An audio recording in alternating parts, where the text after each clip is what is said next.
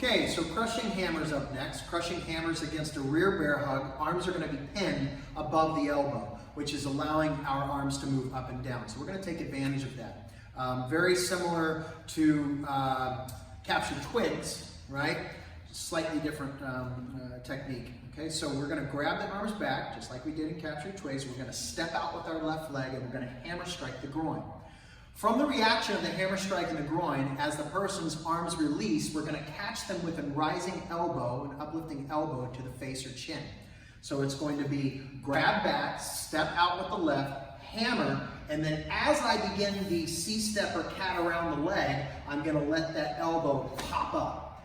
And as I plant the right leg behind the opponent's leg, I'm going to hammer strike again, and then pop the head back up again with a second elbow. Now the second elbow catches, and when it catches the chin, it's going to make a little turn and anchor down as I shift from a neutral stance to a forward bow. Okay, and that's going to help bend and expand the ribs, which is going to be my next target. So the final target is a snapping heel palm fitted, fingers facing the side to the rib cage. So the elbow happens, I curve it around, bending them over my right leg, and then transitioning into a forward bow, heel palm snap, break the ribs, cross out, step back, arm guard.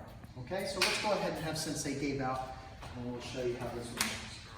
It's a pretty simple technique. One of the most, I think, sophisticated parts of the technique is getting around the leg, and that's where some people have trouble. So let me see if I can help you through that. So Mr. Gabe grabs, again, elbows are able to bend, I take advantage of that. I capture the hands back for that brief moment in time as I step out, hammer striking the groin. From here, I can also use my left as a checking hand, making sure these hands are staying in place and not going up to my throat as I catch them up with the first elbow, catting up and around, striking back with the second hammer. Notice again how I'm very aware of where my left checking hand is. I pop the head back up with the second elbow, curving it down onto the chest plate, and then I'm going to pivot into a forward bow, snapping the ribs. Pop, cross out, unguard. So that's crushing hammer. Let's do it one more time from this angle here, just to kind of, from this angle here, to kind of show them how to get around it.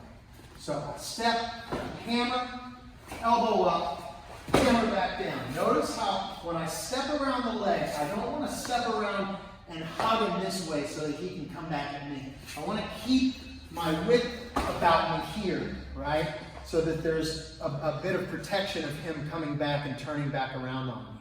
I throw the second elbow up, pin it down to the chest plate, ready for the break, forward hook, strike, cross out, step back on guard. One time full speed.